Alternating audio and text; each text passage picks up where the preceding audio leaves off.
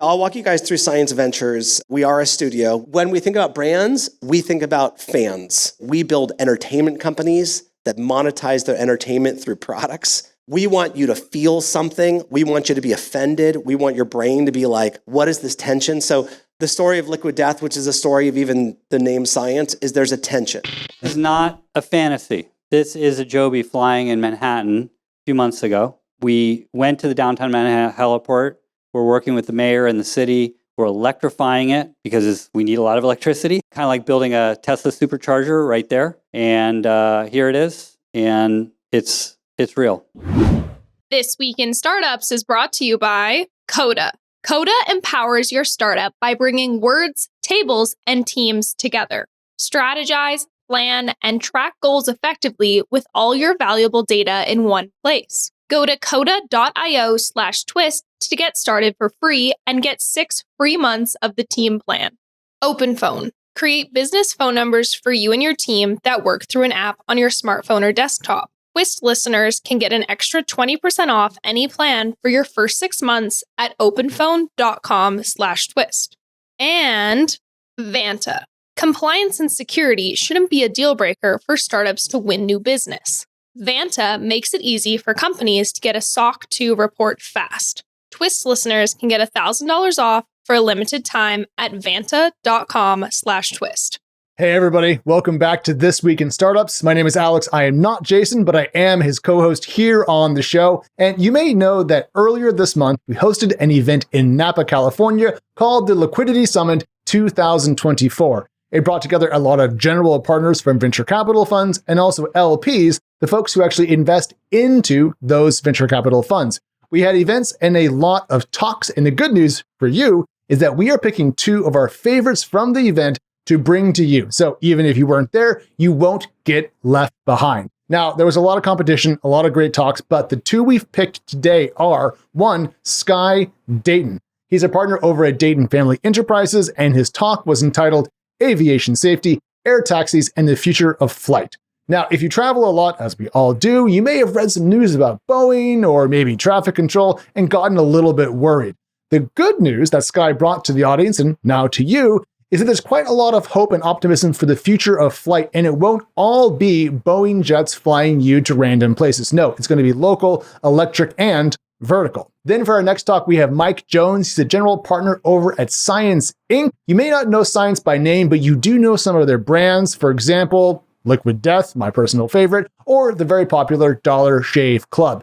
He gave a talk about how to build a brand. So if you're in that world, well, here is the talk for you. We also had 3 sponsors at the event that I do want to shout out because they helped put it on. So big thanks to Eventus Advisory. They do on-demand finance and accounting support. Then there's Vensure, Vensure. They do end-to-end solutions for payroll, HR, benefits, and risk management. And then finally, Forge Global, a well-known secondary market for startup shares. You've heard of them. I've heard of them. Great to meet them in person. All right, 2 talks just for you, a special treat. Let's go. So as Jason said, I haven't always been a pilot. I've been a founder and entrepreneur for a long time, and I try to bring first principles thinking to everything that I do, including when I decided to become a pilot. And along the way, Jason has asked me many times over the years, I've sort of become the guy that all of our little group goes to. Whenever there's a thing, whenever a door flies off a plane or something happens, they're like, Sky, what does this mean? Or even I'll get live sometimes texts from flights. Hey, the pilot just came on and said we have to go around and we're landing on a different runway and it was super bumpy. What does this mean? Literally in the air. So the first thing that Jason wanted me to talk about was aviation safety, because it's something that's, near and dear to all of us. We experience it every day. And then I want to touch on the future of flight, and then we'll end with a little Q&A. So first, regarding safety, despite recent headlines, just to set the record straight, commercial aviation is literally the safest mode of transportation. It's safer than walking down the street. It's safer than driving your car. It's safer than trains. It's incredibly safe. In the past 15 years, in the United States, there's been one commercial aviation fatality. It's just incredible. That said, there have been a recent spike in headlines. All right, we see this. And I think this is something we can't take for granted. We got here a certain way, and I want to make sure we stay here, and I want to prepare us for what's coming next. I'm going to talk about that. So, we've had airplanes pull on runways that other airplanes are landing on. We've had airplanes literally run into each other as they're taxiing. There have been miscommunications between air traffic control and pilots, and there's been a lot of issues around this. Okay, so we've seen this, yet it remains very safe. But how do we keep it that way? Well, it turns out that every time there's been an accident or incident of any kind in the air, whether it's the door flying off or a design problem, whatever, manufacturing issue, when that accident or incident happens, we do an incredible investigation, and then we go upstream. We find out how it was designed, whatever, and we change it to the point that everything you see in a modern airplane, literally the fabric on the seats, the way the seat's designed, the way the wings designed, the way the tail's designed, everything is the result of an accident or incident. It's pretty crazy. We've had this recursive loop for 100 years, and as a result, our planes are incredibly safe, incredibly reliable. And that's really where the core of the safety is. But when you look at the things that have happened recently and continue to happen, it's actually much more increasingly about the pilots and the air traffic controllers. It's the humans that are in the loop that are increasingly the issue. And when you go upstream of that, you look at training, you realize that the same kind of feedback loop doesn't exist in training. So how do pilots get trained today? So the gold standard in pilot training is the full motion simulator. It's a giant apparatus. It takes up a 3-story building. It costs up to $20 million.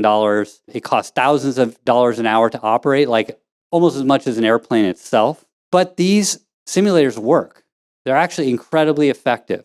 A pilot will do about 1,500 hours of, that's the minimum requirement, 1,500 hours of aviation experience. And then they'll get in one of these, and then they'll get in a 737, and they'll be able to fly as an airline pilot. But most of those hours are done in little single piston airplanes like the one I flew JCAL into Vegas that are not representative of what pilots will ultimately fly, and that's an issue. So this is actually the machine I went and trained in France. I spent 2 weeks in this thing, and it looks like the real airplane on the inside. This is actually, it's a foggy day out, but normally you can see everything outside. And it works. After 2 weeks in this, I actually got in the airplane, that's the plane, on a refueling stop in Iceland, and flew my wife back to the United States from France. Simulators work. They're incredible.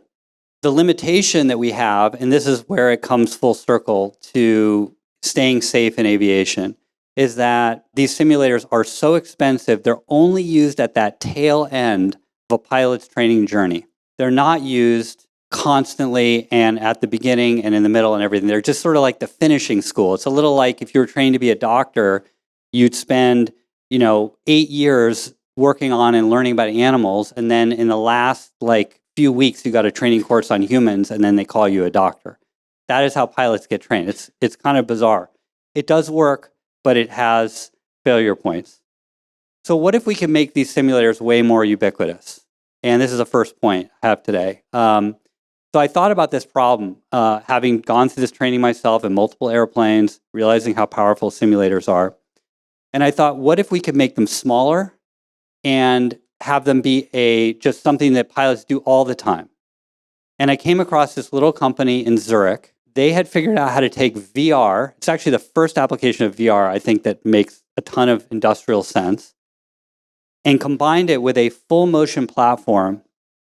And we decided to start with helicopters because helicopters are actually the hardest thing to simulate because they move in multiple axes that airplanes don't move in. You put the VR goggles on and you can see the avionics are actually just pieces of plastic, but all the haptics are there, the knobs and everything. You can see in the little circle what's actually happening, and you can see what the pilot sees. You can see that it's vibrating, just like a helicopter vibrates, as the pilot's going and adjusting the knobs and everything. And you can simulate pretty much everything in this. It's incredible. The first time I got in this simulator and flew it, as I was landing, I could actually feel the asphalt of the runway I was landing on. I could feel the skids grating against the asphalt. The resolution of the motion is that good. So this is not only, the best VR simulator ever built. It's actually the best simulator. It reminds me a little bit of the Tesla story. It was the best car. It just happened to be electric. This is so much better and builds on the state of the art that we've used over the past decades. We have all the weather. We have, here you are flying in mountains. We have you flying in cities, full digital twin of a city that you're in, landing and taking off at, dusk, creating different scenarios. So the idea here is to take every accident or incident that happens, and instead of just fixing the plane, have it be something that the pilots fly to. So you fly every possible scenario, and when for example, airplane loses 2 engines departing New Jersey from ingesting a bunch of geese and has to land in the Hudson, well, miracle on the Hudson, we should have every single pilot fly that scenario. And the way we'll get there is by making simulators like this much more ubiquitous. So that's kind of the first idea that I want to get to. I think that if we do that, we will ensure that we have this incredible safety record that we continue to have. Listen, I got a lot on my plate. You know all the stuff I'm working on. Founder University, the Accelerator, This Week in Startups, the All-In podcast. How do I manage it all? I use an incredible all-in-one collaboration tool. It's called Coda, and it combines documents, spreadsheets, and apps. And that last piece is what I'm currently obsessed with. I've been doing documents and spreadsheets forever, but my team likes to use Coda to superpower that data. So every week, my team at Founder University gets a report from all of the founders who are building their MVPs, and they put that into Coda, and we have automated this. So it sends automated reminders to the founders. Hey, you didn't put in your update this week. We'd really love to see what you got done with your startup. Then the investment team looks at it and they track it, and it's got built-in charts. So we see charts of their revenue, their customers, if they've raised money, and all of that allows us to quickly make decisions on who to invest in. If you got an investment firm, you should do what we're doing, and you should do it with Coda. There are 100 templates waiting for you to use, from product roadmaps to OKRs to mapping. And once you start going down the rabbit hole and you start learning the powerful features, every day, every week you use it, you find a new use. So here's your call to action. Coda empowers your startup to strategize, plan, and track your goals effectively. Take advantage of this limited time offer that's just for startups. Go to coda.io/twist today and get 6 months of the team plan for free. coda.io/twist for 6 months of the team plan. coda.io/twist. That leads to the second thing, more better pilots. And I'm thinking about that for today, but also for what's coming in aviation. And the next thing is pretty nuts and pretty mind-blowing. So we all experience this on a pretty much daily basis. Our cities are clogged with traffic. We cannot build the physical infrastructure to keep up with demand on roads. Where you used to live in LA, they spent, billions to add a single lane to the 405. And it was going to be this wondrous thing. It was going to add this lane. Zero impact. In fact, it got worse because the latent demand all just comes rushing out from the shadows where it's waiting. As soon as there's a little more supply, boom, it chokes the traffic again, right? So this is not a problem we're going to solve on the ground. Traffic has gotten worse by double or triple over the past 30 years in terms of length of commute in our largest cities. It's just horrible. So, okay. I love this quote. It says so much, and it's true, right? This idea of flying cars has been around for a long time. People have talked about it. Crazy idea. Been on the cover of Popular Science and Popular Mechanics like 50 times, more than any other topic. It's, since the 30s, people have talked about this Jetsons dream of a flying car. This is my favorite. This is from the early 90s, the Sky Car. And it's never happened. It's never happened, right? And it's just this thing. It'll never happen. Forget it. It's just a dream. It's a pipe dream. Well, I'm here to tell you that it's going to happen, and why. Okay. So because of what Elon did with cars, with Tesla, there was a drive to get incredible energy density per weight and per volume and cost to a level it had never been before. We have the rise of composite materials. In fact, most of those airplanes that you fly on, you get on a Southwest airplane or whatever, have tons of composite parts, have whole composite planes now. It's well understood, which is lighter and stronger than steel. We have fly-by-wire controls, which means instead of having the pilot move a control yoke and having a pulley or cable control a flight surface like an aileron or flap or rudder or whatever, we actually have just a little computer that sends a signal to a little actuator that causes that thing to move, which makes it way lighter, way more precise, and way safer. We have the ability to model in computers very complex physical systems that we didn't have before. Distributed propulsion, which means we can put electric motors on wings, which are, again, way, way lighter and ultimately way quieter. And I'm going to talk about that. So this company that I got involved in many years ago, 15 years and more than $1 billion invested, thankfully, most not for me. And we have been working at this, vertically integrating because none of this stuff existed, building flight computers that are the size of iPhones or iPads, incredibly light, building the highest power to weight ratio motors that have ever been built on planet Earth, incredible torque and power from these motors, working with robotics and composite materials, the most advanced level, and we have built it. This is it. This is the Joby S4. This is a vehicle that takes off vertically, flies on a wing. So it takes off and then the rotors tilt forward. And by flying on a wing, it's able to get incredible efficiency. So here we continue to do a ton of testing. We have flown 32,000 miles in this vehicle. Here it is that was taking off vertically. And you can watch the rotors, the propellers. And as it begins to accelerate, they will tilt forward. And then it will begin to fly on the wing, which again gives incredible efficiency. So this is a vehicle that will carry 4 passengers and a pilot, 100 miles on a single charge, plus in that a reserve on top of that at 200 miles an hour.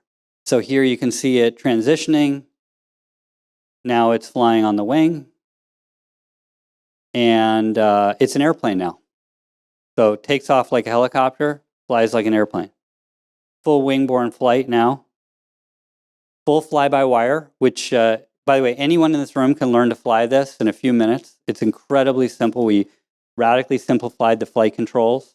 You can take the stick and just crank it over one side or the other, and it stays in its safe envelope. So here it is coming around to land, and you can see the rotors beginning to tilt back to the horizontal position. So now it's becoming a helicopter again. And coming in for landing. This is where we do testing in a remote military base, Hunter Liggett military base in California, which you can see from space. It's so huge. Coming in on final approach and coming in for landing. So you're seeing the future. This video was from 3 years ago. We have been testing this, quietly testing, iterating, building multiple versions of this vehicle. We are the only company in the world that has fully transitioned a vertical takeoff and land electric aircraft at full scale.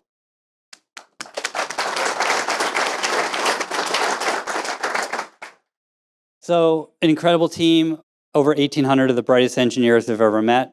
And I'll touch on the last topic here, which is why this is such a big unlock. And it has to do with noise. So I was having lunch with Jason Chang, and he mentioned this to me, so I decided to throw it in the presentation last minute. This is Jason Chang. Jason, raise your hand. Where are you? Okay. Sheepishly raising his hand. So he made news in the Daily Post trying to get a helipad installed, but official says residents won't like it. Why don't we like helipads? Noise. It's a huge issue, right? So the Joby is designed from the ground up to be incredibly quiet. And I'm going to actually play you the difference in sound, including the aircraft that we flew to Vegas and other helicopters, so you guys can hear it yourself. This is the Cirrus, Beechcraft Baron, Robinson R44, Bell 206. That's the Joby. Basically, that's basically background noise you're hearing. If you just turn a microphone on a day with the wind or whatever, that's basically what it would sound like. You don't hear it flying overhead. So it's incredibly quiet. And that opens up a ton of applications. You think about the noise signature in cities, the light helicopter on the right, a Joby on the left. On a decibel scale, it's 100 times quieter during cruise. So here we are flying into the South Manhattan heliport, and we're coming in for landing, and you can just see all that noise on the light helicopter. Joby comes in, and this is another really interesting thing about a Joby versus a helicopter, is that when it lands, the motors go off instantly. Helicopter has to keep the motors running. You can't turn an internal combustion engine like that on and off instantly because of heat. Heat's got to dissipate.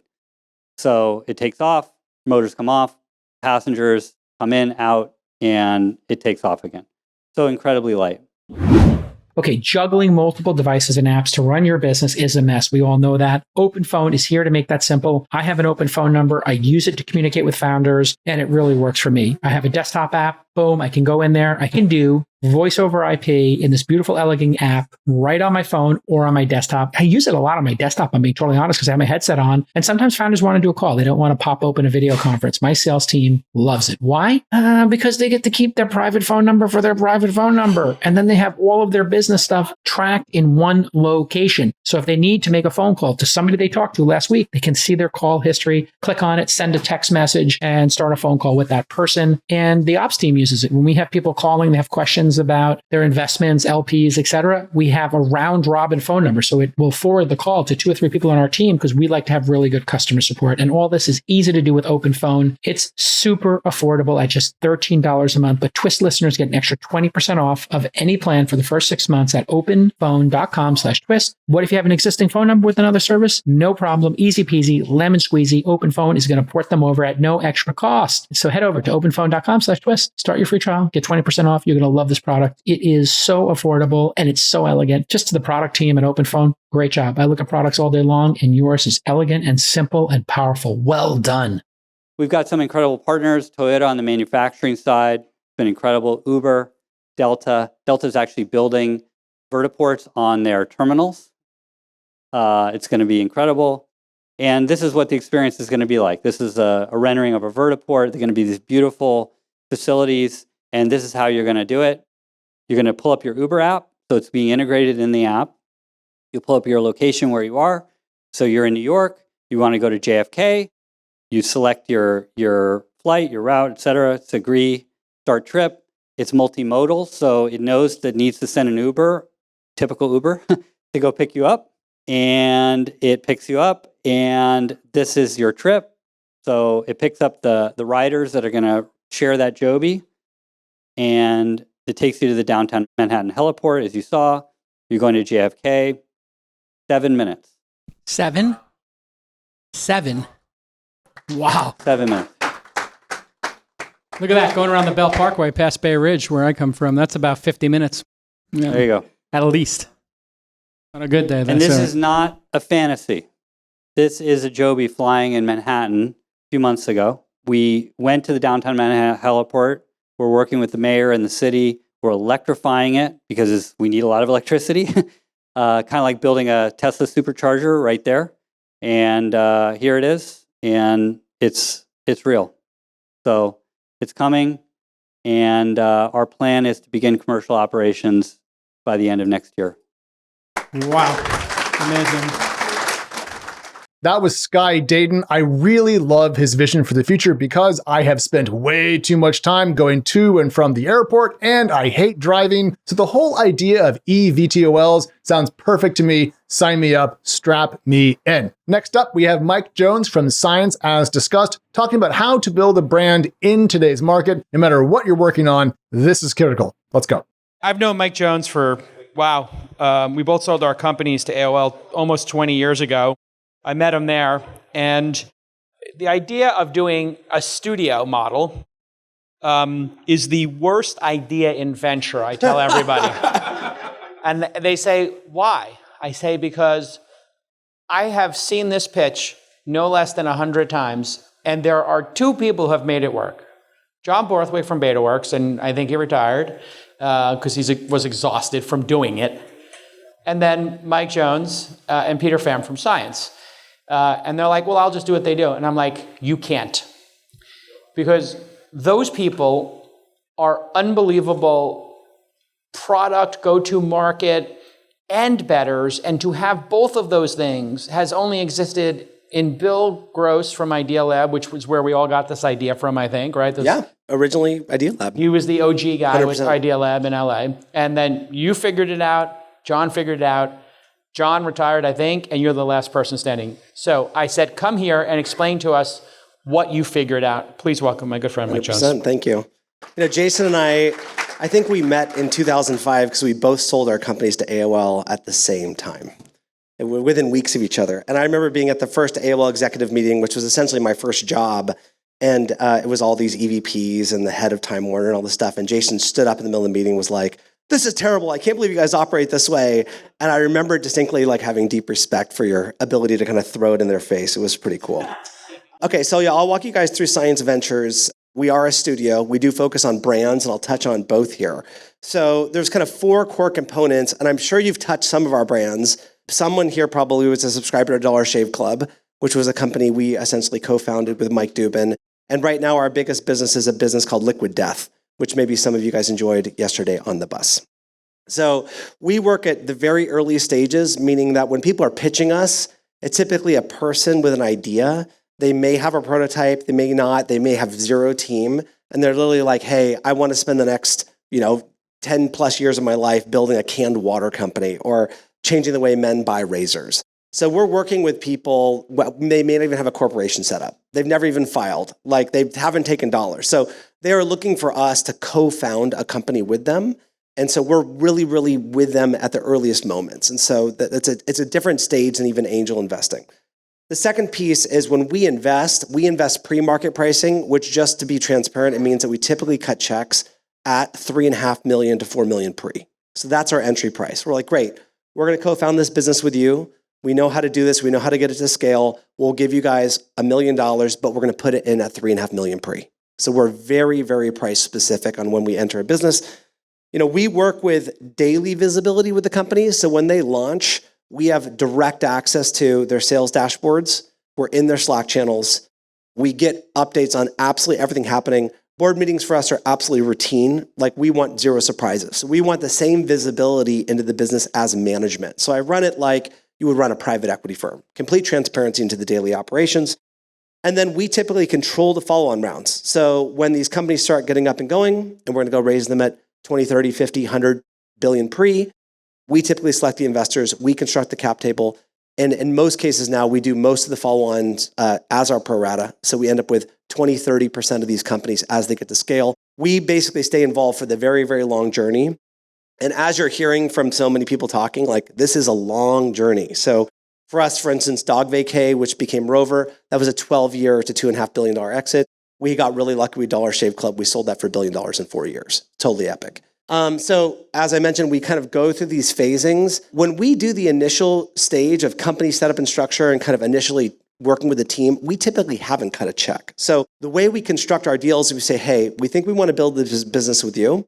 We want to see some co-founders. We want to do some market testing. We're going to give you a term sheet to put $1 million in at $3.5 million pre, but we might not execute that term sheet. We might not fund into it for 6 or 12 months. So we're going to start working with you to see if you're the kind of entrepreneur and this is the kind of business we want to be involved in. And when we cut the first check, it might not be the full $1 million. It might be $250,000.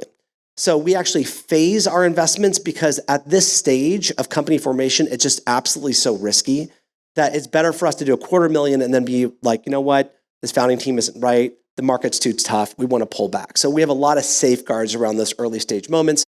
And then we kind of go through the journey with externally priced founding, and then we typically fund the later rounds. So after we do our first seed, we look for somebody else to price the next round to kind of validate the business, get good people around the board. And then we typically will lead the follow-on rounds beyond that, obviously up until an exit. We only focus on 3 business models. So we've done 130 some companies. They all have narrowed us down to being really good at 3 specific things. So for us, what that means is marketplaces, which obviously Rover is our largest at-scale marketplace, mobile and social media, and then fast-moving consumer goods. These are the things we're good at. They all 3 have different ways of selling. The first one's going to basically make money through transaction fees. The second model is really making money through advertising, virality, in-app purchases. And the third is a direct-to-consumer model, or retail model. So it's obviously selling goods. So our team is wired for these three specific things, which means that if you pitch us and you don't fall in this, we don't really have any interest in you. It could be the greatest deal in the world, but if we can't be experts in your business model, we're actually not going to work with you.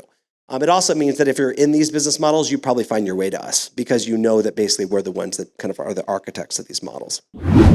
Listen, a strong sales team can make all the difference for a B2B startup. But if you're going to hire sharks, you need to let them hunt, and you can't slow them down with compliance hurdles like SOC 2.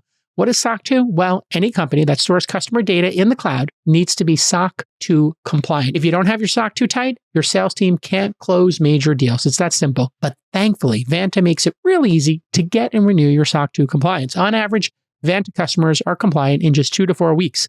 Without Vanta, it takes 3 to 5 months. Vanta can save you hundreds of hours of work and up to 85% on compliance costs. And Vanta does more than just SOC 2. They also automate up to 90% compliance for GDPR, HIPAA, and more. So here's your call to action. Stop slowing your sales team down and use Vanta. Get $1,000 off at vanta.com/twist. That's vanta.com/twist for $1,000 off your SOC 2. These are some of our brands. Maybe you've consumed some of our products, used some of our services. There's tons more, obviously. When we look at our targets, I will tell you, we look for old, tired sectors. Like one thing that brought me from building software to moving into specifically, we'll talk about CPG and brands, is CPG and brands are a very healthy M&A sector, right? These businesses, SC Johnson, Unilever, Coke, Pepsi, Keurig, Dr. Pepper, these are old businesses that are at massive scale with tons of cash, by their innovation. They aren't held up through FTC restrictions. So you can build things and there's pretty much a known exit. Like when you breach 100 million in revenue, $250 million in revenue, there's buyers, full stop. And you're not going to get blocked. So these sectors that we go into, we feel really confident that M&A is on the end of it. When Jason and I first started, after we sold our businesses in 2005 and both started angel investing, it felt to me like I could sell any 6-person engineering team to Google. I could offload a 10-person group to AOL. There was always an exit point. I think as time gone on, we basically see this stratification between the super big companies that get out and then a lot of really small things. And I think there's a lack of M&A. So we started basically moving the strategy of the firm 5, 6, 7 years ago into areas where we knew there was clear M&A, which brings us back to somewhat traditional industries, which is funny because as a guy that built software companies and ran MySpace, I would have never expected to be thinking about water production or razor manufacturing in Korea. Right? So it was a huge shift for me, but I will tell you from an exit perspective, I find it much more predictable and I feel much more comfortable spending time into it. So we look for these old tired categories. We look for things that are obviously shelf stable. On founders, we've heard it today. I look for people that are just absolutely, they will live and die by this problem. They have a personal motivation for going into whatever they're going into. This is not, I have sometimes founders that say, oh, you don't like this idea? Well, what would you fund? And I'm like, not you ever. Because if you're telling me to tell you the strategy, this isn't going to work. Starting a company, as you guys have all probably seen through your investments or individually doing it, this is a labor of love. People tap out. If they're going into it because they read a business case study and they think it's an open market, it's just they're not going to survive. They have to be here for a bigger purpose. So we want those founders. It also happens to be that Liquid Death, Dollar Shave Club, and myself are 3 guys named Mike that are both born in Philadelphia. Super weird. So that's the other qualification for us. The third piece is process. We do a lot of smoke testing on whether or not we think consumers will resonate. We are not looking for things that are relevant or 5 to 10 years. We look for things that are relevant and can generate sales in the next 6 months. And if it's going to be too hard, we pretty much move on. So it's a very fast process. We've generally found that if you don't find consumer demand today, you're probably not going to find it tomorrow. So our winners show up really, really early through the kind of lens of the consumer. When we think about brands, we think about fans. So we build fandoms, we don't really build brands, right? And I would even go a step further saying we build entertainment companies that monetize their entertainment through products more than we build actual brand companies. So we want you to feel something. We want you to be offended. We want your brain to be like, what is this tension? So the story of Liquid Death, which is a story of even the name science, is there's a tension. So when you think, oh, well, angel investing is an art. Why is this firm called science? It's because we think it's a process and we want you to question it. When you think, how is liquid death, that sounds so tragic and like some murderous beverage, actually good for you? What is this? Why am I touching it? Same kind of thing. We want your brain to question, why am I touching this? Why is somebody consuming this? We need to find a way to stand out. right? So we look for things that are hyper differentiated, and we look for experiences that are naturally social, which we saw really early days. So when we originally founded Liquid Death with the team, when it was out at an event and someone was holding it, people would tell me, oh my gosh, everyone asked me, like, what's in that can? Like, what are you drinking? What is this thing? And so we look for products that are naturally social, right? And that's a way to get true virality with product and expansion. So we're going after this feeling. I think most people hopefully saw the Dollar Shave Club commercial. That was one of the first kind of breakouts. I actually had to play it, but I don't want to, you guys have seen it probably a million times. I've seen it 10 million times. But we want things that will push you to have that feeling. And Dollar Shave Club nailed that early days through their original commercial. And they kind of started this D2C movement. I will tell you now that although we are direct to consumer on many of our launches, we obviously move into retail, right? I mean, it's like 95% of America is within 10 minutes of a Walmart. If you're going to do anything in fast-moving consumer brands, you're going to end up in retail. You have to have a path to get there, but you want to launch D2C, and D2C gives you immediate feedback loops, whether people are evoking that feeling and they're connecting to the product. They have to stand out. We literally do shelf testing. So if I put that product on the shelf of a Walmart, will you walk by and be like, what the hell is that thing? Like, how is that there? We want things that basically will, distract a consumer and get them to kind of pay attention to us. So it's a big deal. People typically don't think about this, but this has to do with packaging. It has to do with branding. I will also note that if you think by putting products, or your companies think by putting products in a Walmart's bringing you customers, they are not. So Walmart deals with hundreds of millions of people. At the end of the day, they want you to bring your buyers to them. They feel like you need to do that, and by them giving you shelf space, you have to bring the audience to purchase on their shelves. They're not in the business of bringing you customers. They're in business of giving you shelf space, and if you move, they love you, and if they don't move, they leave you.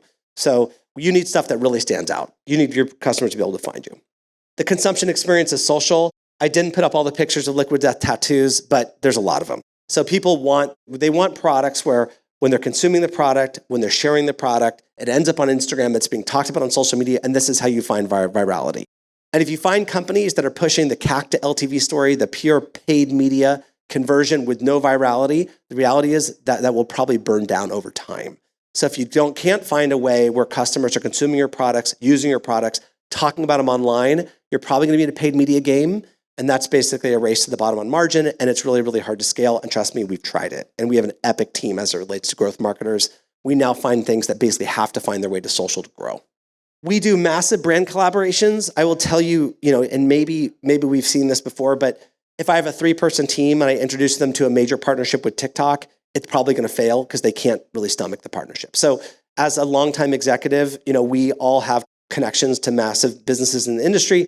That might mean something we're doing special with Taco Bell. That might mean something we're doing special with Walmart. It might mean a special relationship with TikTok. But we basically phase those relationships when the companies can really handle it, right? And that's a big issue with a startup, because if you're like, hey, I can help you transform this industry, but you're a 2, 3, 4, 5-person company, they'll probably script the relationship. So we build up those teams, we build up their scale, and then we get to a point where we give them transformative moments where they can kind of blow up their scale and get up to really, really large scale.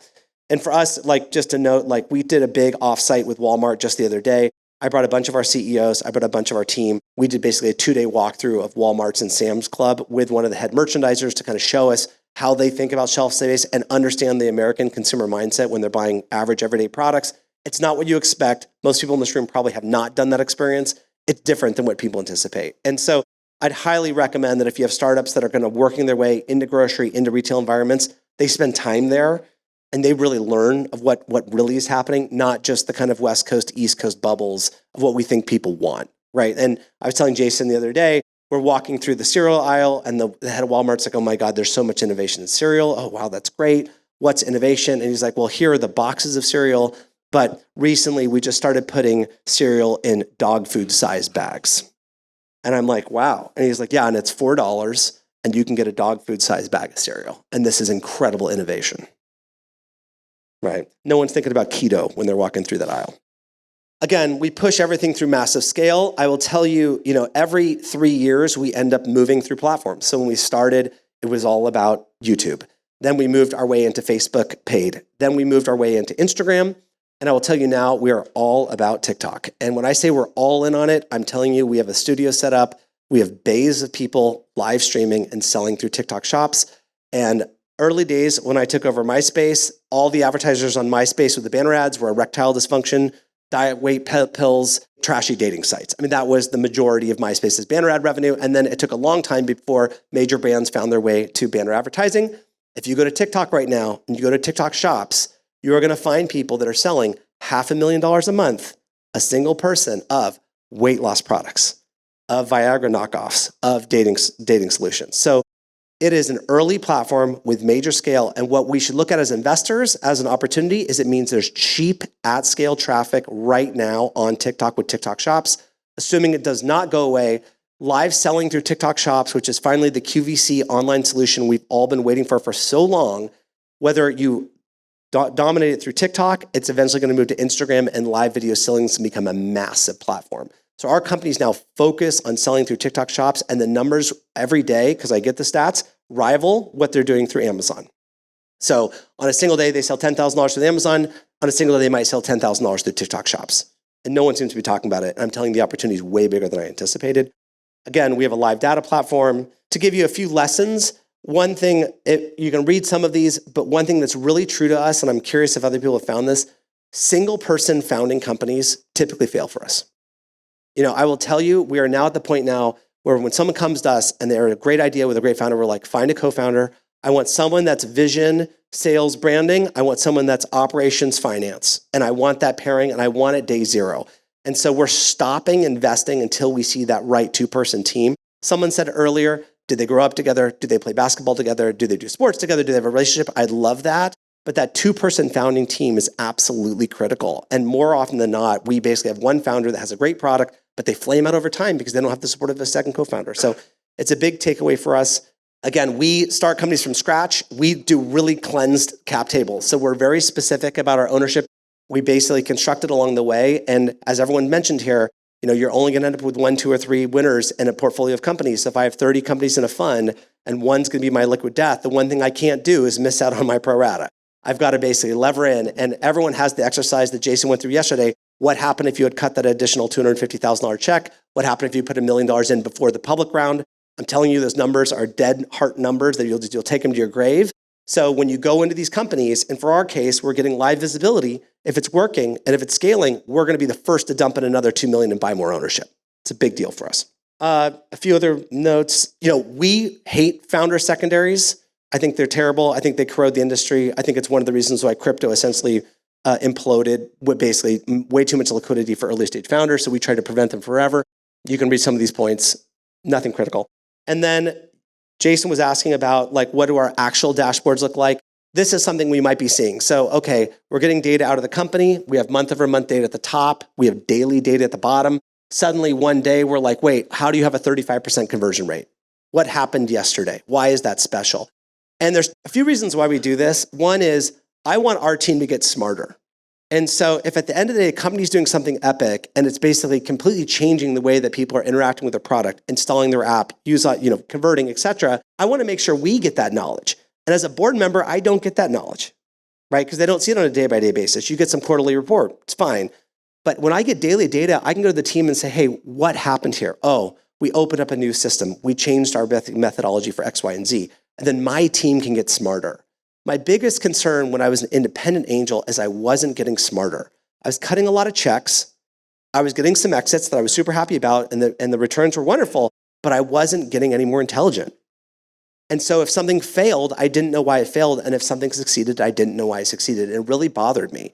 And so one of the constructions around why we set it up as a studio and to have this level of visibility so that I get smarter as an investor, beyond just pattern matching with a person or a founder type, how can I actually see what's working so that can inform how I guide and strategize with other founders? So for us, these kind of daily visibility is a big deal. The other thing this does for us is when something starts to work and it starts showing a breakout moment before other investors have knocked on their door, before they go to raise a round, we give them more money. So, hey, it looks like your sales are growing. We're really, really excited about you. Before we go raise you that 10 on 30, why don't you let me do 2 on 10 right now? Let's postpone that raise by another 6 months. So we preemptively buy more equity. And I'm telling you that preemptive equity slot for us is a huge driver of our returns. A big thanks to Sky and, of course, Mike for their talks. My name is Alex. I'm Alex over on X. I'm also on LinkedIn and everything else. Jason and I will be back to break down the news before you know it. In the meantime, stay close to This Week in Startups because we have so much more coming. I'll see you soon.